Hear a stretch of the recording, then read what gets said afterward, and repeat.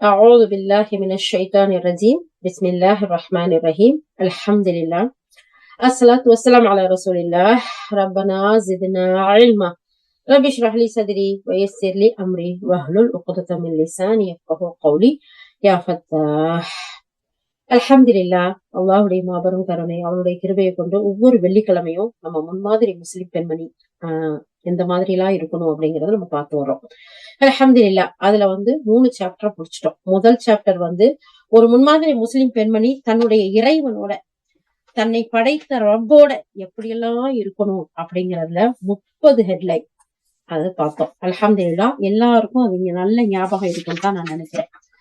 ரெண்டாவதா ஒரு முன்மாதிரி முஸ்லிம் பெண்மணி தன்னுடைய ஆத்மாவோடு அதுல நம்ம எப்படி எல்லாம் இருக்கணும் அப்படிங்கறதுல கிட்டத்தட்ட ஒரு 10க்கும் மேற்பட்ட தலைப்புல பார்த்தோம். அதுல முதல் தலைப்பு அவளுடைய உடலோட எப்படி நடந்துக்கிடுவா. அதுக்கு அடுத்து தன்னுடைய அறிவை பேண்டதுல அந்த பெண்மணி எந்த மாதிரி எல்லாம் நடந்துக்கணும். அதுக்கு அடுத்து 3வதா தன்னுடைய உயிர், தன்னுடைய ஆத்மா அதோட எப்படி அழகான முறையில உறவு இருக்கணும், அதோடைய பழக்க வழக்கங்கள் இருக்கணும் அப்படிங்கிறத பார்த்தோம். அதுக்கு அடுத்த செகண்ட் சாப்டர் முடிச்சிட்டோம். 3வதா ஒரு முன்மாதிரி முஸ்லிம் பெண்மணி தன்னுடைய பெற்றோரோட, தன்னை மீண்டெடுத்த தன்னுடைய அன்னை, தன்னுடைய தந்தை அவர்களோட எப்படி இருக்கணும் அப்படிங்கிறத பார்த்து முடிச்சிட்டோம். 3 ஹெட்லைன் முடிஞ்சா, 3 சாப்டர் முடிஞ்சிச்சா. இன்னைக்கு நம்ம பார்க்க போறது 4வது சாப்டர். ஒரு முன்மாதிரி முஸ்லிம் பெண்மணி தன்னுடைய ரப்போட,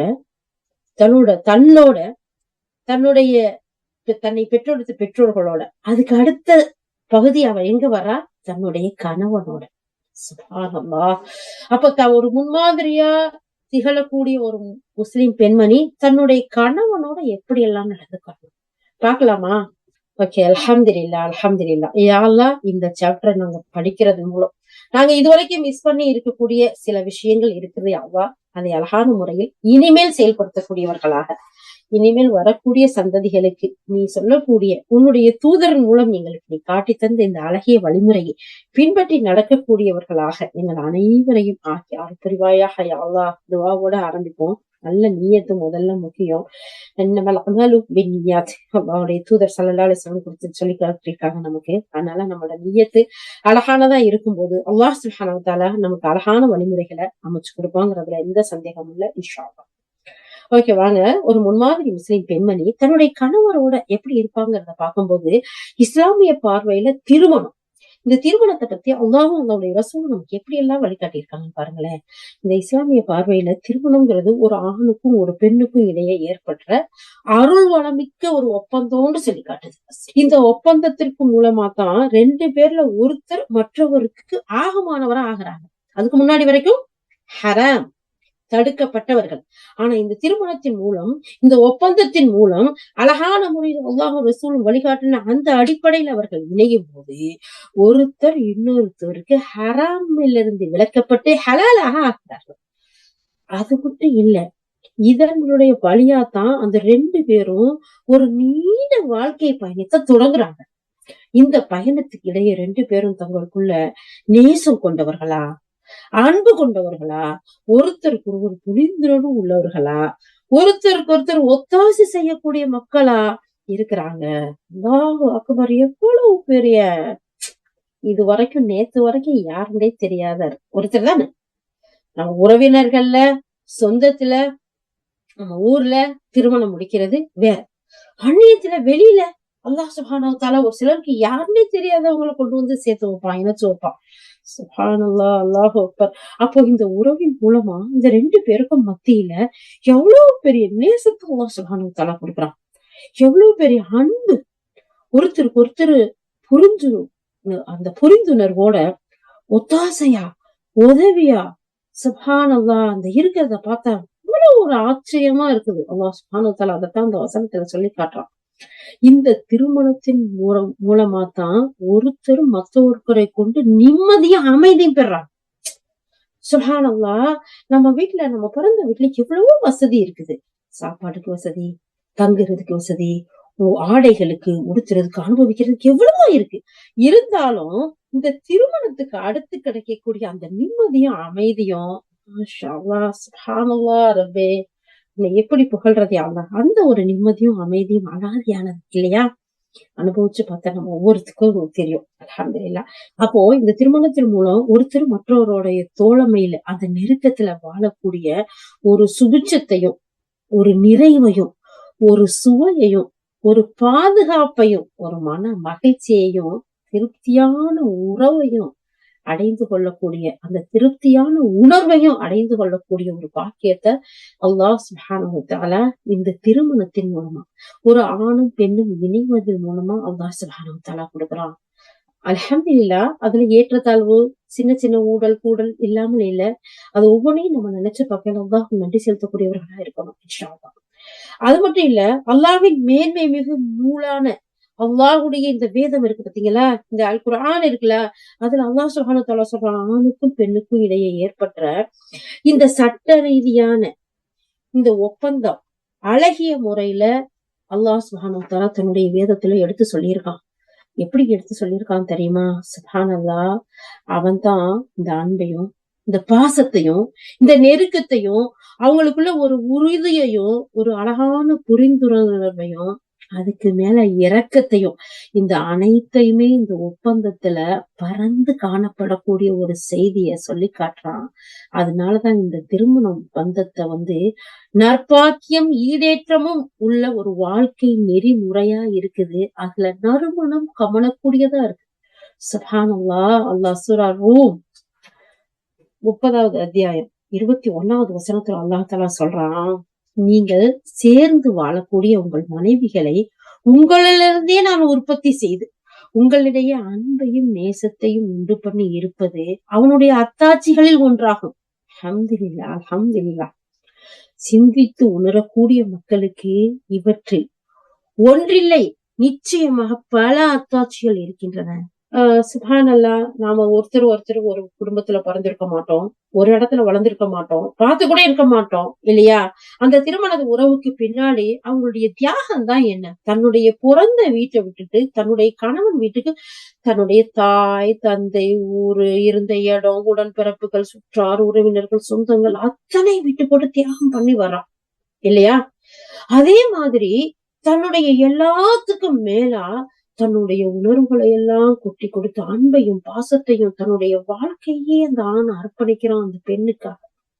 சுப்ஹானல்லாஹ். அல்லாஹ் அக்பர், அல்லாஹ் அக்பர். இது எங்க இருந்து வந்துச்சு? எப்படி வந்துச்சு?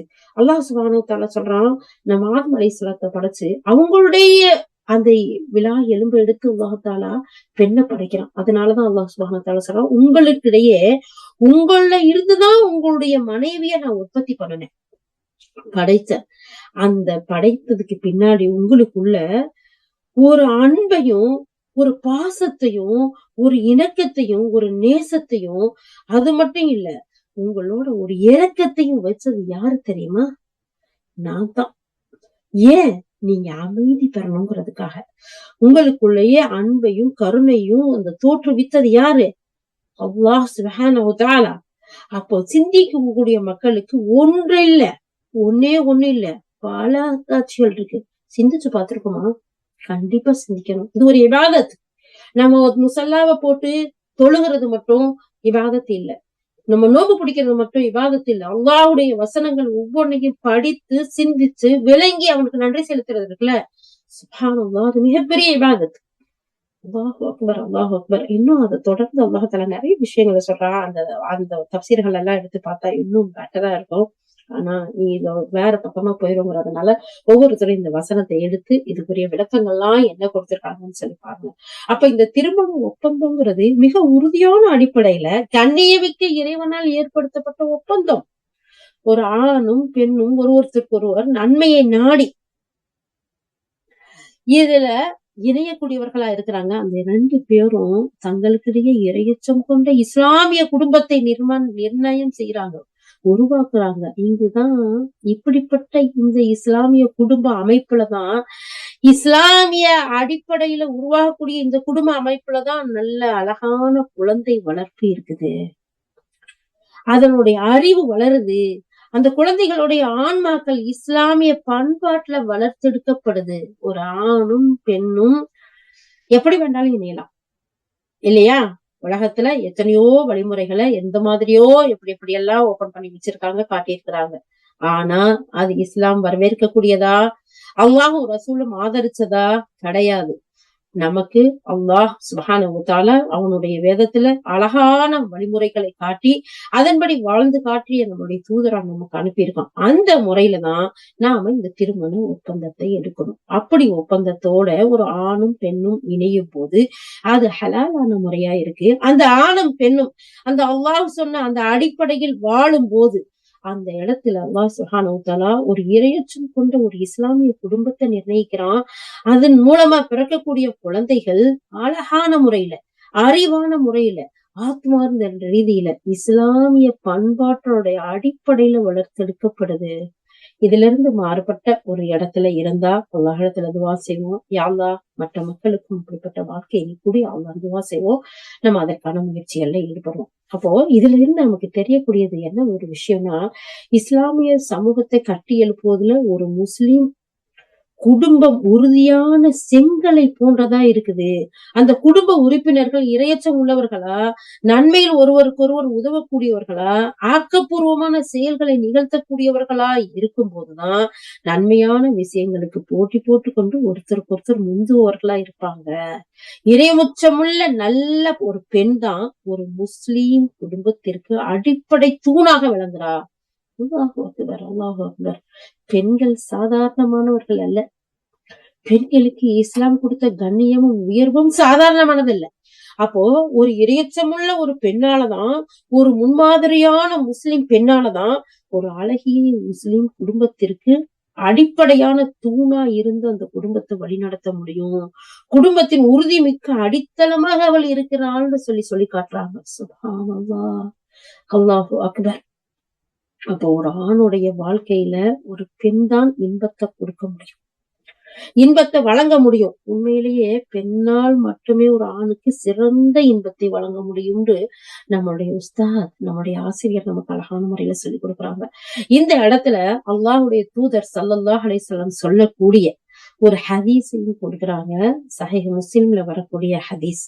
சுப்ஹானல்லாஹ். அந்த ஹதீஸ பாருங்களேன். எந்த மாதிரி அல்லாஹ் சுப்ஹானஹு வ தஆலா சொல்லி அல்லாஹ்வுடைய தூதர் ஸல்லல்லாஹு அலைஹி வஸல்லம் சொல்லி காட்டுறாங்க அப்படின்னு சொல்லிட்டு. அல்லாஹ் அக்பர். உலகம் அனைத்தும் ஒரு செல்வம். உலகத்துல உள்ள அத்தனையுமே செல்வம் தானே. அந்த செல்வத்திலேயே நமக்கு சிறந்த செல்வம் எது தெரியுமா? வீடா, சொத்தா, நகையா, காரா, பங்களாவா? ஏதோ அல்லாஹ்வுடைய ரசூல் நமக்கு சொல்லி கொடுக்குறாங்க தெரியுமா? இந்த உலகத்துல இருக்கக்கூடிய செல்வத்திலேயே மிகச்சிறந்த செல்வம் எது தெரியுமா? நல்லொழுக்கம் உள்ள ஒரு பெண். அல்லாஹு அக்பர், அல்லாஹு அக்பர். யா அல்லாஹ் எங்கள் ஒவ்வொருவரையும் நல்லொழுக்கம் உள்ள பெண்மணியாக ஆக்கி வை யா அல்லாஹ். முன்மாதிரி முஸ்லிம் பெண்மணியாக ஆக்கி வை யா அல்லாஹ். யா அல்லாஹ் எங்கள் குடும்பத்தின் தூணாக எங்களை ஆக்கி வை யா அல்லாஹ். உறுதிமிக்க இந்த இஸ்லாமிய அடிப்படையில் உருவாக்கக்கூடிய மிகப்பெரிய ஒரு தகுதி வாய்ந்த பெண்களாக எங்கள் அனைவரையும் நீ ஆக்கி வை யா அல்லாஹ். ஆமீன், ஆமீன் ரப்பே. பாருங்க அல்லாஹ்வுடைய ரசூலுக்கு எவ்வளவு செல்வங்கள் இருக்கு இந்த துனியாவுல, இந்த உலகத்துல. அவ்வளவு இருந்தும் அல்லாஹ்வுடைய ரசூல் ஸல்லல்லாஹு அலைஹி வஸல்லம் சொல்றாங்க, ஒரு ஆணுக்கு ஒரு பெண்ணால் தான் அந்த முழுமையான ஒரு அழகான சந்தோஷமான ஒரு இன்பத்தை கொடுக்க முடியும். இந்த உலகத்துல அத்தனையுமே செல்வங்கள் தான். அத்தனை செல்வங்கள்லயும் சிறந்த செல்வம் எது தெரியுமா? ஒரு நல்லொழுக்கமுள்ள பெண் தான். சஹீஹ் முஸ்லிம்ல வரக்கூடிய ஹதீஸ் 2911வது ஹதீஸ். எடுத்து போய் படிச்சு பாருங்க. இன்னும் கூடுதல் விளக்கங்களை பார்க்கலாம் இன்ஷா அல்லாஹ். அப்போ ஒரு ஆணுக்கு அல்லாஹ் வழங்குற அருட்கொடையிலேயே மிகப்பெரிய அருட்கொடை ஒரு நல்ல பெண் அமையறதுதான். அவன் வாழ்க்கையில ஏற்படுற சிரமங்களையும், துக்கங்களையும், கவலைகளையும் அந்த பெண்ணின் மூலமா அவன் நிவர்த்தி செய்து நிம்மதி அடைவான். அப்படிப்பட்ட பெண்ணா நம்ம இருக்கிறோமா? அப்படி இல்லாட்டி இன்ஷா அல்லாஹ் நம்மள மாத்திக்குவோமா? அல்லாஹு அக்பர், அல்லாஹு அக்பர். அல்லாஹ்வுடைய தூதர் ஸல்லல்லாஹு அலைஹி வஸல்லம் எவ்வளவு அழகான ஒரு விஷயத்த சொல்லி கொடுக்குறாங்க. அல்லாஹ் ரப்பல் ஆலமீன் நமக்கு எவ்வளவு ஒரு அழகிய உபதேசத்தை சொல்றான் பாருங்க. ஒரு ஆணுக்கு அல்லாஹ் கொடுக்கிற அருட்கொடையிலேயே மிகப்பெரிய அருட்கொடை நல்ல பெண் அமைகிறது. ஒரு சிலவருக்கு பாருங்க அந்த வாழ்க்கையில நல்ல பெண்கள் அமையாட்டி அந்த குடும்பமே சிதறி போறத, அலங்கோலமா போறத, அவனுடைய வாழ்க்கையே சீரில்லாம போறத, வாழ்க்கையே ஒண்ணுமில்லாம போய் நிற்கதியா நிக்கிறத நம்ம வாழ்க்கையில அன்றாட பார்க்கத்தான் செய்றோம். சுப்ஹானல்லாஹ். அதனாலதான் அல்லாஹ்வுடைய ரசூல் ஸல்லல்லாஹு அலைஹி வஸல்லம் சொல்லியிருக்காங்க, இந்த உலகத்து செல்வங்கள்லயே சிறந்த செல்வம் ஒரு நல்ல ஒழுக்கமான ஒரு பெண் அமையறதுதான். அது அவனுக்கு கிடைக்கக்கூடிய ஒரு ஆணுக்கு கிடைக்கக்கூடிய மிகப்பெரிய அருட்கொடை. அந்த அருட்கொடையின் மூலமா அந்த மனிதனுக்கு ஏற்படக்கூடிய, அந்த ஆணுக்கு ஏற்படக்கூடிய சிரமம், கஷ்டம், துக்கம், கவலை, இன்னும் எல்லாமே அவளால அவனுக்கு நிவர்த்தி செய்யப்படுது. அது மட்டும் இல்ல, அவளுக்கு அந்த மனிதனுக்கு இந்த பெண் மிகப்பெரிய நிம்மதியும், அமைதியும், சந்தோஷத்தையும் கொடுக்கக்கூடியவளா இருக்கிறா. இப்போ தன்னுடைய அன்பு மனைவியின் மூலமா இந்த ஆண் அடைகிற ஆறுதல் இருக்குல்ல, ஆதரவு இருக்குல்ல, இந்த உலகத்துல எந்த செல்வமும் அதுக்கு ஈடே ஆகாதுன்னு சொல்லி காட்டுறாங்க. சுப்ஹானல்லாஹ். எத்தனையோ பேர் சொல்லி காட்டுறாங்க. கல்யாணமா, திருமணமா, நிக்காவா, சிறைச்சாலைக்குள்ள போய் நுழையிறியா? ஓ, இவ்வளவு நாள் ஃப்ரீடமா இருந்தியே, உன்னுடைய ஃப்ரீடம் எல்லாம் பறி போக போதே, உன்னுடைய சுதந்திரம் எல்லாம் காணா போக போதே, இப்படி எல்லாம் சொல்றவங்க இருக்கிறாங்க. அப்படியா? அப்படியா நம்ம இருக்கணும்? சுப்ஹானல்லாஹ். அல்லாஹ் சுப்ஹானஹு வ தஆலா சொல்றான், அல்லாஹ்வுடைய ரசூல் ஸல்லல்லாஹு அலைஹி வஸல்லம் சொல்லி காட்டுறாங்க, இந்த அன்பு மனைவியின் மூலமா அவன் அடையக்கூடிய ஆறுதல், ஆதரவு, இந்த உலகத்துல எந்த ஒரு செல்வமே அவனுக்கு அதுக்கு ஈடாகாதுன்னு சொல்றாங்களே. அப்படி இருக்கு எப்படி அது சிறைச்சாலை அமையும்? அது எப்படி ஒரு சுதந்திரம் பறிபோகக்கூடிய நிலையை ஏற்படுத்தும்?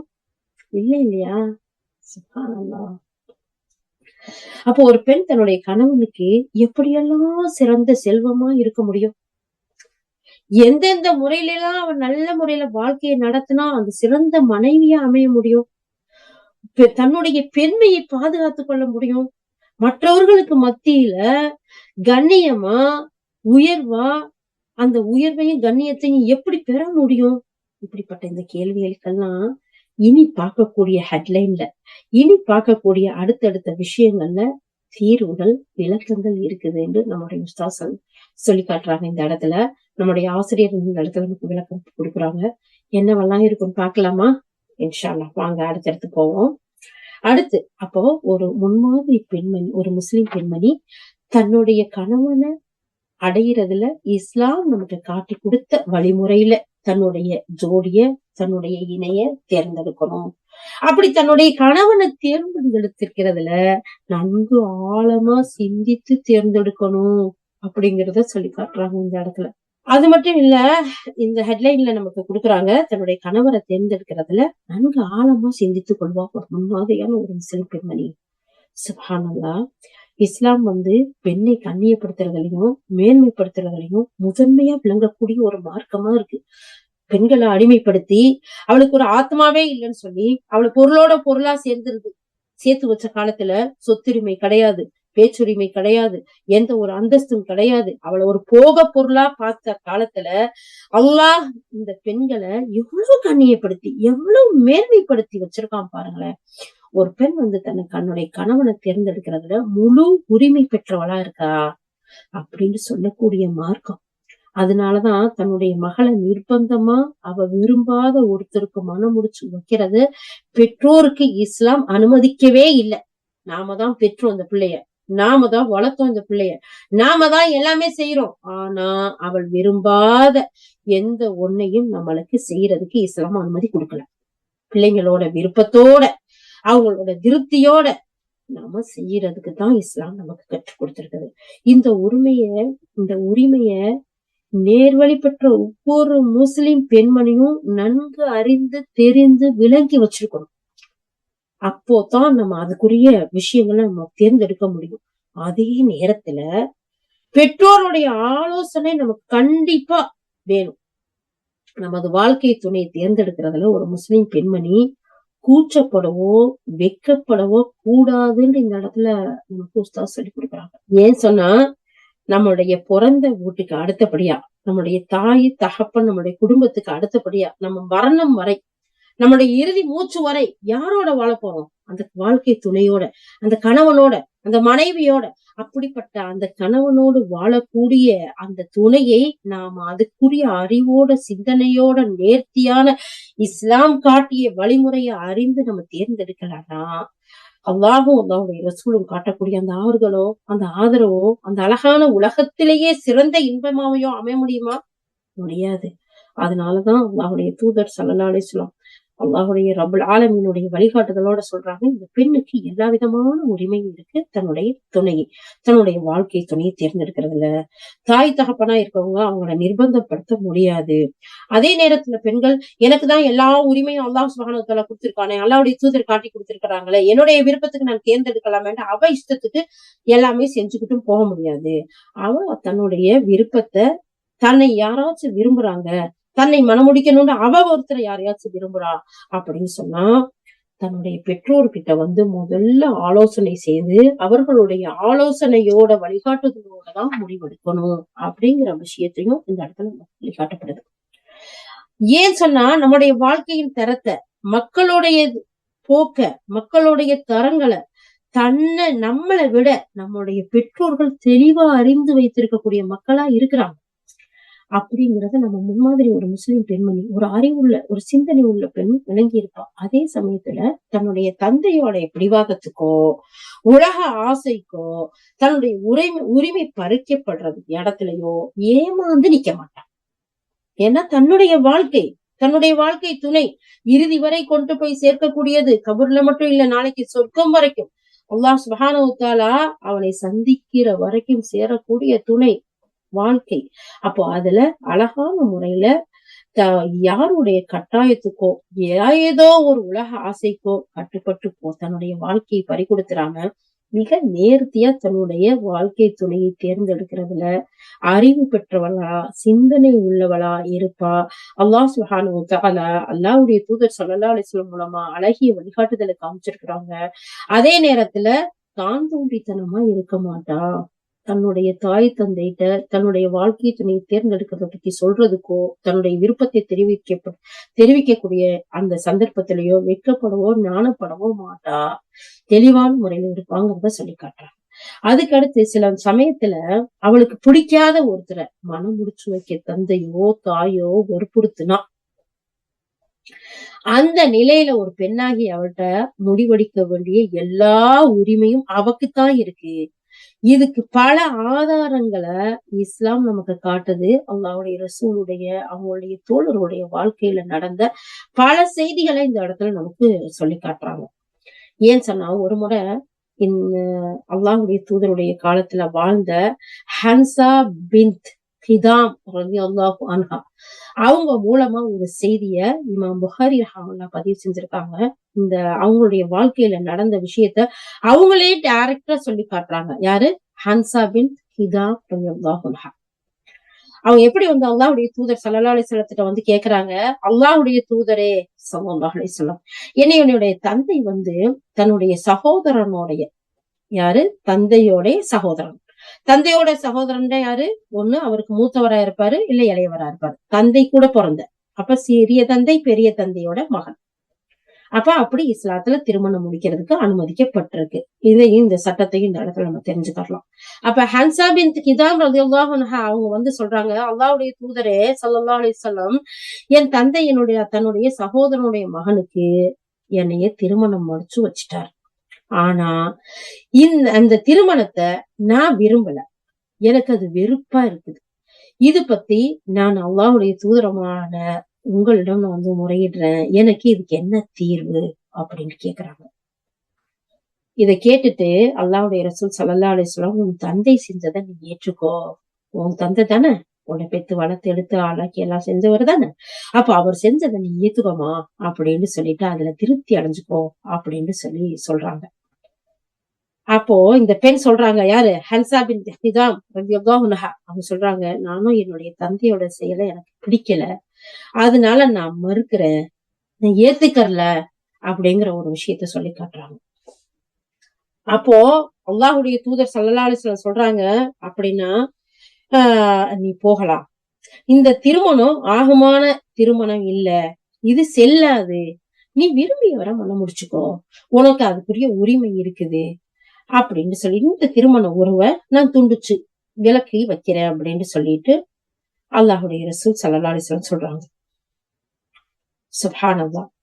இந்த இஸ்லாம் எவ்வளவு பெரிய கண்ணியத்தையும், எவ்வளவு பெரிய உயர்வையும், எவ்வளவு பெரிய அந்தஸ்து இந்த பெண்களுக்கு அல்லாஹ் சுப்ஹானஹு வ தஆலா குடுக்குறான் பாருங்க. அப்போ நாம விரும்பாத ஒண்ண நம்முடைய தாய் தந்தை செய்தாலும் சரி, நம்முடைய விருப்பம் இல்லாம நமக்கு நிர்பந்தமா செஞ்சா அதை ஏத்துக்க வேண்டியதில்லை. ஏன்னா வாழ்க்கை துணைங்கிறது நாம வாழ வேண்டிய வாழ்க்கை இல்லையா? அப்போ அத பிள்ளைகளோட மன விருப்பத்த, பொருத்தத்த கேட்டுத்தான் செய்யணுங்கிறத பாக்குறோம்.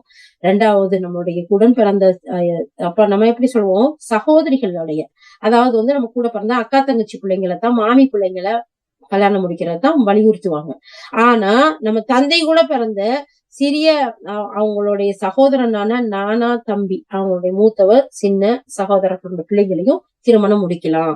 எப்படி தகப்பனோட பிறந்த மாமியா, தங்கச்சியா, அக்கா பிள்ளைங்கள திருமணம் முடிக்கலாமோ, அதே மாதிரி அவரோட பிறந்த நானா தம்பி, அக்கா, அண்ணன் தம்பியோட பிள்ளைங்களையும் திருமணம் முடிக்கலாங்கிற சட்டத்தையும் பாக்குறோம். அதே நேரத்துல தன்னுடைய மகளுக்கு விருப்பமில்லாத ஒண்ணு செஞ்சா அவ ஏத்துக்கிற தேவையில்ல அப்படிங்கிறதையும் நம்ம பாக்குறோம். அதே நேரத்துல நாம அதன் தாய் தகப்பனை மீறி போகக்கூடாது. அந்த இடத்துல அந்த தாய் தகப்பன் செஞ்சவங்களுக்கு அழகான முறையில திருத்தி கொண்டு ஏத்துக்கிற முடிஞ்சா ஏத்துக்கணுங்கிற ஒரு அட்வைஸையும் சொல்றாங்க. சுப்ஹானல்லாஹ். இத கேட்டுட்டு அந்த பெண் சொல்றாங்க, அல்லாஹ்வுடைய தூதரே, என்னுடைய தந்தை செஞ்சதை நான் ஏத்துக்கிட்டேன். எப்படி? நான் என்னுடைய தந்தை தன்னுடைய சகோதரனுடைய மகனுக்கு திருமணம் முடிச்சாரு. அதை நான் ஏத்துக்கிட்டேன். இருப்பினும் பெண்கள் விஷயத்துல அவர்களுடைய பெற்றோர்களுக்கு அவர்களை நிர்பந்திக்க கூடிய அதிகாரம் இல்லைங்கிறத அந்த சட்டத்தை நான் வெளிப்படுத்தி காட்டணுங்கிறத உங்கள்ட்ட கேட்டு தெரிஞ்சுக்கணுங்கிறதுக்காகத்தான் நான் இந்த மாதிரி உங்கள்ட்ட கேட்டேன். இந்த சட்டங்களை பெண்கள் இதை புரிஞ்சுக்கணும் அப்படிங்கிறதுக்காகத்தான் நான் இப்படி ஒரு கேள்வி கேட்டு உங்ககிட்ட வந்தேன் அப்படின்னு சொல்லி ஹன்சா பின் கிதாம் ரலியல்லாஹு அன்ஹா சொல்லி காட்டுறாங்க. இந்த செய்தி சஹீஹுல் புகாரில பதியப்பட்டிருக்கு. சுப்ஹானல்லாஹ். நான் என் தந்தை செஞ்சதை ஏத்துக்கிட்டேன். ஓகே, அல்ஹம்துலில்லாஹ். ஆனா என்னுடைய விருப்பத்தை கேட்கணும்.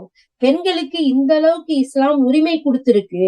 அவளுடைய விருப்பம் இல்லாம செய்யக்கூடாது பெற்றோர்களா இருந்தாலும்ங்கிற எங்களுடைய உரிமையை கேட்டு பெறதுக்கு தான் நான் உங்ககிட்ட வந்து கேட்டேன். அல்லாஹ்வுடைய தூதரே. பாத்தீங்கன்னா அல்லாஹு அக்பர், அல்லாஹு அக்பர். அல்லாஹுடைய தூதர் ஸல்லல்லாஹு அலைஹி வஸல்லம் இந்த நிகழ்ச்சியில அந்த பெண்ணுக்கு முதல்ல அறிவுரை சொல்றாங்க. இதை நம்ம கவனிக்கணும். அந்த பெண் எனக்கு திருமணம் தகப்பன் முடிச்சு வச்சதுல விருப்பம் இல்ல, நான் என்ன செய்யன்னு கேட்டதும், அப்பனா உனக்கு ரத்து பண்ணியாச்சு, போயிட்டு வாமா. ஓகே, உனக்கு விருப்பம் இல்லாட்டி தேவையில்லை அப்படின்னு சொல்லல. முதல்ல எடுத்ததுமே அல்லாஹ்வுடைய தூதர் ஸல்லல்லாஹு அலைஹி வஸல்லம் அந்த பெண்ணுக்கு அழகான முறையில அட்வைஸ் பண்றாங்க. அதை நம்ம கவனிக்கணும். அப்போ என்னுடைய தந்தையின் செயல்ல நீ ஏற்றுக்கொள்ளுமா, நீ திருப்தி கொள்ளுமா அப்படின்னு அறிவுரை சொல்றாங்க. இதுதான் ஒரு அழகான, ஒரு உண்மையான, ஒரு பொதுவான விஷயம். ஏன்னா பெற்றோர்கள் தன்னுடைய பிள்ளைகள் நல்லபடியா வாழணும், அவங்க வெற்றிகரமா அவங்களுடைய வாழ்க்கையை ஆரம்பிக்கணும், அனுபவிக்கணும், அவங்க சந்தோஷமா இருக்கணும்னு தான் விரும்புவாங்க இல்லையா? யாராவது ஒருத்தவங்க இந்த பிள்ளைங்களை பெத்து வளர்த்து ஆளாக்கி அது வீணா போயிடணும்னு நினைப்பாங்க. அது அந்தஸ்தோட இருக்கணும், கௌரவத்தோட இருக்கணும், சந்தோஷமா இருக்கணும், கண்ணியமா வாழணும் அப்படின்னு தான் ஆசைப்படுவாங்க. அதனால நீ உன்னுடைய தந்தை சொன்னதை ஏற்றுக்கோமா அப்படின்னு சொல்லிட்டு அதை திருப்தி கொள்ளுமான்னு சொல்லிட்டு அழகான அட்வைஸ் பண்றாங்க. ஆனாலும் அல்லாஹ்வுடைய தூதர் அந்த பொண்ணுக்கு பிடிக்கல, விரும்பல, இன்னைக்கு கட்டாயப்படுத்துறாங்க அப்படின்னு சொல்லும் போது அந்த மனம் முடிச்ச அந்த நிகழ்வை ரத்து பண்ணி அவளுடைய உணர்வுகளுக்கு அவளுடைய மதிப்பு கொடுத்து அவளுடைய உரிமையை பெற்றுக் கொடுக்குறாங்க. சுப்ஹானல்லாஹ். அப்ப தன்னுடைய கணவனை தேர்ந்தெடுக்கிற அதிகாரம் அவளுக்கு முழுமையா இருக்குங்கிறத இந்த இடத்துல நமக்கு காட்டி கொடுக்குறாங்க. அப்ப அது மட்டும் இல்ல, அநியாயக்கார தந்தைகள் இருக்கிறாங்கல்ல ஒரு சில இடத்துல, தன்னுடைய கௌரவத்துக்காக, ஈகோவுக்காக, தன்னுடைய அந்தஸ்துக்காக, தன்னுடைய காசு பணம் அந்த பக்கம் இந்த பக்கம் போயிடக்கூடாதுங்கிறதுக்காக, இப்படி எல்லாம் ஒரு சில விஷயத்துக்காக அந்த பிள்ளைக்கு பிடிக்காத வாழ்க்கையை ஏற்படுத்தி கொடுப்பாங்க. இந்த மாதிரியான அநியாயக்கார தந்தைகளிடமிருந்து பெண்களுக்கு இழைக்கப்படுற அநீதி பாதுகாப்பு வழங்கணும் அப்படிங்கிற ஒரு சட்டமும் இந்த இடத்துல இருக்குன்னு நமக்கு சொல்லி காட்டுறாங்க. சுப்ஹானல்லாஹ், அல்லாஹு அக்பர். அப்போ பெண்களுக்கு இருக்கக்கூடிய உரிமைகளை ஒவ்வொரு இடத்துலயும் எப்படி இஸ்லாம் பெற்றுக் கொடுக்குது பாருங்க. இந்த இஸ்லாத்தை பெண்ணடிமைத்தனம் சொல்லி காட்டுறாங்க. அல்லாஹு அக்பர். இந்த இஸ்லாத்தை புரியாம, அதை விளங்காம, அதனுடைய அழகிய போக்கை புரிஞ்சுக்கிறாங்க. சுப்ஹானல்லாஹ். அப்ப இந்த இஸ்லாம் பெண்ணுக்கு சிரமத்தை அளிக்க எந்த இடத்துலயுமே விரும்பல. தான் விரும்பாத ஒருத்தரோட அவ வாழ்றதையும் மார்க்கம் அனுமதிக்கல. காரணம், திருமணங்கிறது ஒரு வெற்றிகரமானது. ஒரு ஆணுக்கும் பெண்ணுக்கும் இருக்கக்கூடிய ஒரு உறுதியான, ஒரு பொருத்தமான ஒரு நெருக்கத்தை உண்டு பண்ணக்கூடியது. இத 2 பேருக்கும் மத்தியில சேர்ந்து ஒரு விருப்பமா நடக்கலங்கையில, இந்த தம்பதிகள் 2 பேருக்கும் மத்தியில ஆசையிலும், இயற்கையிலும், பண்பாட்டிலும், ஒரு தோழமையிலும், நல்ல நோக்கத்திலயும் ஒத்துப்போக முடியாது இல்லையா? அப்போ ஒருவர் இன்னொருவருக்கு நிகராக மனமொப்பி, மனம் விரும்பி வாழ்றதுதான் அழகான வாழ்க்கை. அந்த இடத்துல பொறக்கக்கூடிய குழந்தைகள் தான் நம்ம முன்னாடி பார்த்தது மாரி அறிவான குழந்தையாக, ஆத்துமார்ந்த குழந்தைகளாக, அழகான இஸ்லாமிய அடிப்படையில் கட்டி வளர்க்கக்கூடிய குழந்தைகளாக பொறந்து வளருவாங்க. அப்படி இல்லாம விருப்பமில்லாத திருமணத்துல சண்டையும், சச்சரவும், போட்டியும், பொறாமையும் அப்படி வாழும்போது, அங்கிருந்து பிறந்து வளரக்கூடிய குழந்தை எப்படி ஒரு நல்ல ஆரோக்கியமுள்ள ஒரு இஸ்லாம் எதிர்பார்த்த ஒரு பிள்ளைகள் வளரும் இல்லையா? அதனால இப்படிப்பட்ட இந்த சூழ்நிலைகள் நடக்கக்கூடாதுங்கிறதுனாலதான் அந்த விருப்பத்தோட, அந்த சந்தோஷத்தோட, மனம் விரும்பி ஒவ்வொன்றும் நடக்கணும். அது பெண்களுடைய மனம் விருப்பத்தோட நடக்கணுங்கிற ஒரு விஷயத்த அழகான முறையில சொல்லி காட்டுறாங்க. அப்ப இப்படிப்பட்ட ஒரு அழகிய நல்ல இல்லற கோட்டையில நாம நுழையணும்னு சொன்னா, நாம நம்ம அழகான முறையில நம்முடைய வாழ்க்கையை அமைச்சுக்கணும்னு சொன்னா, அதுல இடையூறு எதுவுமே வராம, கணவன் மனைவி 2 பேரும் வாழ்க்கையில சுவையாக இல்லைன்னு சொன்னா, தன்னுடைய கணவனிடமிருந்த அன்பையும், மன தூய்மையான வாக்குறுதியோ நிறைவேற்றக்கூடிய நேர்மையான ஒரு பெண்ணை பார்க்க முடியாது. ஏன்னா, அங்க விருப்பம் இல்லை. அப்ப விருப்பம் இல்லைங்கையில மன தூய்மை இருக்காது, வாக்குறுதியை நிறைவேற்றக்கூடியது வராது, அன்பும் பாசமும் ஏற்படுறதுக்கு பதிலா அங்க என்ன வரும்? வெறுப்பு தான் வரும். அதனால இந்த நேரத்துல 2 பேருக்கும் பொருத்தமான அழகிய திருமண வாழ்க்கைய தேர்ந்தெடுக்கணும். தன்னுடைய கணவனை தேர்ந்தெடுக்கக்கூடிய அந்த விஷயத்துல பெண்கள் அது சம்பந்தமான எல்லா அறிவுகளையும், அழகான ஒரு சூழ்நிலைகளையும், இஸ்லாம் காட்டி தந்த வழிமுறைகளையும் பின்பற்றி அறிந்து இருக்கணும். அப்போதான் நமக்கு அந்த மாதிரியான ஒரு அழகிய வாழ்க்கை கிடைக்கும் அப்படிங்கிறத நமக்கு வரலாற்று ஆசிரியர்கள் நமக்கு சொல்லி காட்டுறாங்க. ஆனா நமக்கு இந்த நேரத்துல இன்னொரு விஷயத்தையும் சொல்றாங்க. நமக்கு திருமணம் உறுதியாயிருச்சு, நிர்பந்தமா நடந்துருச்சு. அப்படி நடந்ததுக்கு பின்னாடி நாம அதுல இருந்து எப்படி வெளியாகிறது? அதுக்கு இஸ்லாம் நமக்கு எப்படி நமக்கு வழிகாட்டி இருக்கு? அந்த ஒரு விஷயத்தையும் இந்த இடத்துல நமக்கு ஆசிரியர் அழகான முறையில கற்றுக் கொடுக்குறாங்க. இந்த நேரத்துல என்ன சொல்றாங்கன்னா, இப்படிப்பட்ட நல்ல இஸ்லாமிய இல்லற கோட்டையை நிர்மாணிக்கிறதுல இடையூறு ஏதாச்சும் வந்துச்சுன்னா, ஏதாச்சும் பிரச்சனைகள் நடந்துச்சுன்னா, கணவன் மனைவி 2 பேருடைய வாழ்க்கையிலையும் எந்த ஒரு நிம்மதி, சந்தோஷம் இல்லைண்டா, தன்னுடைய கணவன் இருந்து அன்பையோ, ஒரு உள்ள தூய்மையையோ, ஒரு வாக்குறுதியோ நிறைவேற்றுகின்ற நேர்மையும் ஒரு பெண்ணு பார்க்க முடியலன்னு சொன்னா, அந்த கணவனால இறை மறுப்புக்கு நம்ம ஆளாகிருவோம் அப்படின்ட்டு பயந்தான் அந்த கணவனை கொண்டு இறைவனுடைய கட்டளைகள் செயல்படுத்த முடியாது, நம்ம இறைவனுடைய கட்டளைப்படி செயல்பட்டு வாழ முடியாங்கிற ஒரு நிலை ஏற்பட்டா, அந்த சந்தர்ப்பத்துல, அந்த சூழ்நிலையில அந்த பெண் தன்னுடைய கணவன் மனவிலக்கு பெறுவதற்கு இஸ்லாம் அனுமதிக்கிறது. இத அல்லாஹ்வுடைய தூதர் ஸல்லல்லாஹு அலைஹி வஸல்லம் உறுதிப்படுத்தி காட்டுறாங்க. அப்ப பாருங்க, ஒரு திருமணம் நடக்குது. அந்த இடத்துல அந்த கணவன் மூலமா அந்த பெண் நிம்மதியான வாழ்க்கையை பெறல. அல்லாஹ்வுக்கு பயந்து நடக்கக்கூடிய கட்டளைகளை ஏற்று நடக்கக்கூடிய சூழ்நிலைகள் அங்க இல்ல.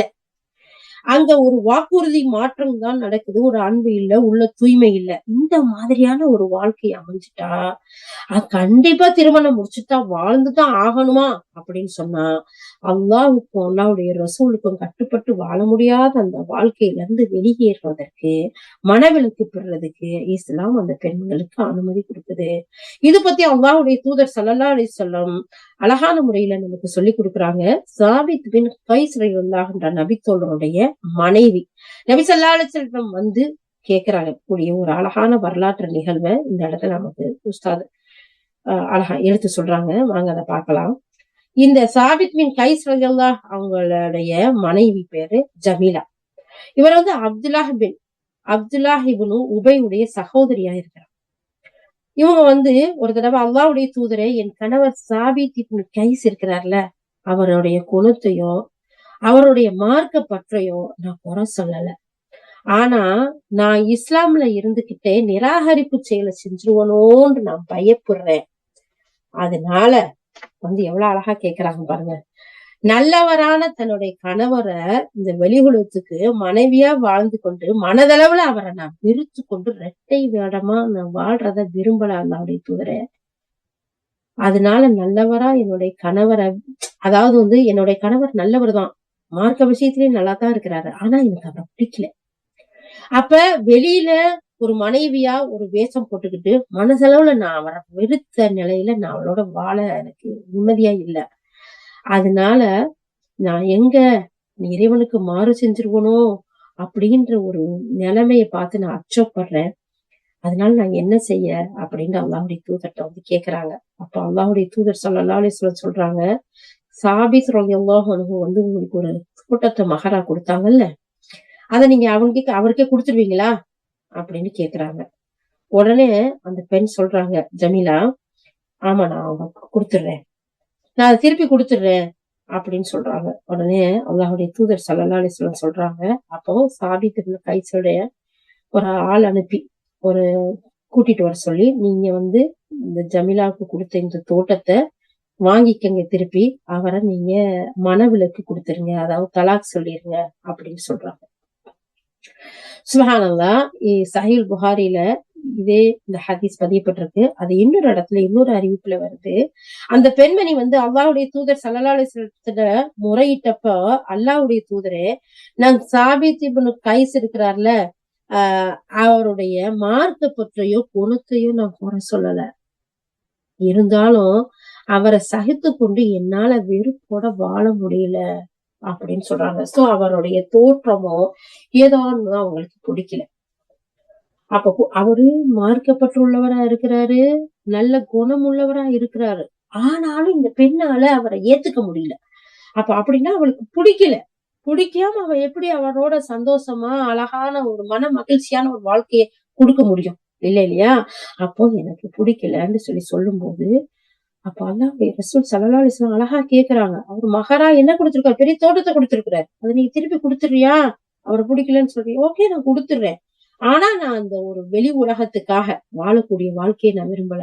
இன்னைக்கு எத்தனை பேரு தனக்கு பிடிச்சாலும் பிடிக்காட்டியும் நிர்பந்தத்துக்காக வாழக்கூடியவர்களா இருக்கிறாங்க. இதை இஸ்லாம் ஒரு நாளும் வலியுறுத்தல. அந்த வாழ்க்கைங்கிறது, ஒரு திருமண வாழ்க்கைங்கிறது, ஒரு குடும்ப வாழ்க்கைங்கிறது ஒரு அழகான இன்பத்தையும் சந்தோஷத்தையும், ஒரு அழகான கட்டமைப்பையும், ஒரு நிம்மதியும் அமைதியையும் கொடுக்கக்கூடியதா இருக்கணும்.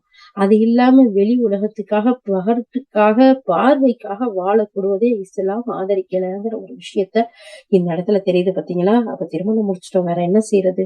ஊர்ல நிறைய இதுக்காக பழமொழிகள்லாம் நிறைய சொல்லுவாங்க. அடுப்புல வச்சு கொல்லி எரிஞ்சுதான் ஆகணும். இல்ல, கட்டாயம் இல்ல. ஏன்னு சொன்னா, அங்க அல்லாஹ்வுக்கு மாறு செய்யறது அந்த பெண் அஞ்சுறாங்க. நான் ஒரு மன திருப்தியோட அந்த கணவனோட வாழ முடியாது, எனக்கு அவரை பிடிக்கல அப்படின்னு சொல்றாங்க. சோ அப்ப அந்த இடத்துல அல்லாஹ்வுடைய ரசூல் ஸல்லல்லாஹு அலைஹி வஸல்லம் அழகான முறையில அந்த பெண்ணுக்கு மனவிலக்கு கொடுக்குறாங்க. அப்ப இஸ்லாம் பெண்ணுக்குரிய மனித உரிமையை பாதுகாக்கக்கூடியதா இருக்கு. அவளுடைய கண்ணியத்திற்கு உத்தரவாதம் அளிக்கக்கூடியதா இருக்கு. அவளுடைய கணவனை தேர்ந்தெடுக்கிறதுல அவளுக்கு உரிமையையும் மதிப்பையும் கொடுக்கக்கூடியவளா இருக்கு. அதே நேரத்துல அவளுக்கு பிடிக்காத ஒரு ஆணுக்கு அவளை மனமுடிச்சு வைக்கிறத தந்தையோ வேறு நெருங்கிய உறவினர்களோ யாரு முயற்சி செஞ்சாலும் அதை தடை செய்யக்கூடியதா இருக்கு இஸ்லாம். அப்ப அந்த பெண்ணுக்கு அவளுக்கு எல்லா விதமான உரிமையும் கொடுத்து, அவளுக்கு பாதுகாப்பையும் கொடுத்து, அவளுக்கு அந்தஸ்தையும் கொடுக்கக்கூடியது, கண்ணியத்தை கொடுக்கக்கூடியதா இருக்கு. ஆனா இந்த கண்ணியத்தை, இந்த அந்தஸ்தை நம்ம மிஸ்யூஸ் பண்ணக்கூடாது. பெண்களா இருக்கக்கூடியவங்க அந்த பெற்றோர்களுடைய அந்த கண்ணியத்தையும் நம்ம பேணி பாதுகாக்கணும். ஏன்னா ஒவ்வொரு ஒரு பெற்றோர்களும் தன்னுடைய பிள்ளைகள் அழகான முறையில, சந்தோஷமான முறையில, ஒரு கண்ணியமான முறையில வாழணும், அவங்க உயர்வா இருக்கணும், மகிழ்ச்சியா இருக்கணுங்கிறதான் விரும்புவாங்க. அதையும் இந்த இடத்துல நம்ம பார்க்கணும். சோ இதுக்கு மற்றொரு சம்பவத்தையும் நமக்கு அழகான முறையில விளக்கி சொல்லி காட்டுறாங்க. எப்படி சொல்லி காட்டுறாங்க அப்படின்னு சொல்லி பாத்தீங்கன்னா, பரீரா ரலியல்லாஹு அல்லாஹ்வுடைய தூதருடைய காலத்துல சஹாபிய பெண்கள் ஒவ்வொருவரும் எவ்வளவுலாம் அழகா வாழ்ந்திருக்கிறாங்க பாருங்களேன். அல்லாஹு அக்பர், அல்லாஹு அக்பர். ஏன்னா இது பத்தின ஒவ்வொரு விஷயத்திலையும், ஒவ்வொரு ஹதீஸ்லயும் நமக்கு நிறைய வழிகாட்டுதல் இருக்கு. அதனால சுப்ஹானல்லாஹ், அல்லாஹ் சுப்ஹானஹு வ தஆலா இன்னைக்கு நம்ம பார்த்த விஷயம் ஒரு முன்மாதிரி முஸ்லிம் பெண்மணி தன்னுடைய வாழ்க்கை துணையை, தன்னுடைய கணவனை தேர்ந்தெடுக்கிறதுல எவ்வளவு அறிவு மிக்கவளா இருக்கணும், எவ்வளவு சுதந்திரத்தையும் அல்லாஹ் கண்ணியத்தையும் இந்த பெண்களுக்கு கொடுத்திருக்கான். அதை அழகான முறையில அறிந்தவளா இருக்கணும். அதே நேரத்துல நிர்பந்த திருமணத்தை அவளுக்கு அல்லாஹும் அல்லாஹ்வுடைய ரசூலும் தடை செய்திருக்கிறாங்க. அதே நேரத்துல பெண்களாகிய நாம பெற்றோர்களுக்கு கண்ணியம் கொடுக்கக்கூடியவர்களா, மதிக்கக்கூடியவர்களா, அவர்களோட சேர்ந்து ஆலோசனை செய்யக்கூடியவர்களா இருக்கணும். அதே நேரத்துல அல்லாஹ் சில பெற்றோர்கள் பிள்ளைகளுக்கு அநியாயம் செய்யக்கூடிய அந்த விஷயத்துல இருந்தும் அல்லாஹ் சுப்ஹானஹு வ தஆலா பெண்களாகிய நமக்கு பாதுகாப்பு கொடுக்கக்கூடியவனா இருக்கான் இப்படிங்கிற செய்தியெல்லாம் பாக்குறோம். அதே நேரத்துல இன்னும் சில விஷயங்களையும் நம்ம பாக்குறோம். எப்படி அல்லாஹ்வுடைய தூதர் ஸல்லல்லாஹு அலைஹி வஸல்லம் சொல்லி காட்டினாங்க இந்த ஹதீஸ். ஒரு பெண் இந்த உலக இன்பங்கள்லயே ஒரு மனிதனுக்கு கிடைக்கக்கூடிய மிகப்பெரிய இன்பம், மிகப்பெரிய சொத்து, மிகப்பெரிய செல்வம், நல்லொழுக்கம் உள்ள பெண் அப்படிங்கிறத பார்த்தோம். அப்ப இதையெல்லாம் நம்ம அறிந்து ஒரு முன்மாதிரி முஸ்லிம் பெண்மணியாக இருக்கக்கூடிய நாம், நம்ம குடும்பத்து மனிதர்களுக்கு, நம்ம குடும்பத்து மக்களுக்கு நம்மையே அழகான முறையில் விரும்பி திருமணம் முடிச்ச நம்முடைய கணவனுக்கு எந்த வகையிலும் துரோகம் செய்திராமல், எந்த வகையிலும் அநியாயம் செய்திராமலும், எந்த வகையிலும் அநியாயமாக நடந்துகிறாமல், நேர்மையாக, நீதியாக அல்லாஹ்வும் ரசூலும் சொல்லக்கூடிய அந்த வழிகாட்டுதலின்படி அழகான நிம்மதியும், அமைதியும், ஆனந்தத்தையும், சந்தோஷத்தையும் கொடுக்கக்கூடிய பெண்மணியாக நாம இருக்கணும். இன்ஷா அல்லாஹ். யா அல்லாஹ் அப்படிப்பட்ட அழகிய பெண்களாக எங்கள் அனைவரையும் அருள் புரிவாயாக. யா அல்லாஹ் நாங்கள் எதையெல்லாம் அழகிய செய்தியை நீங்கள் கற்றுக் கொடுத்தாயோ, யா அல்லாஹ் ஒவ்வொன்றையும் புரிந்து விளங்கி அதன்படி அமல் செய்யக்கூடிய நன்மக்களாக எங்கள் ஒவ்வொருவரையும் ஆக்கி அருள் புரிவாயாக. வாஹிரு தஅவானா அல்ஹம்துலில்லாஹி ரப்பில் ஆலமீன். சுப்ஹானல்லாஹி பிஹம்திஹி சுப்ஹானக்கல்லாஹும்ம பிஹம்திக நஷ்ஹது அன் லா இலாஹா இல்லா அன்த நஸ்தக்ஃபிருக வ நத்தூபு இலைக். சுப்ஹான ரப்பிக ரப்பில் இஸ்ஸத்தி அம்மா யசிஃபூன் வஸ்ஸலாமு அலல் முர்ஸலீன் வல்ஹம்துலில்லாஹி ரப்பில் ஆலமீன். அஸ்ஸலாமு அலைக்கும் வ ரஹ்மத்துல்லாஹி வ பரகாத்துஹு.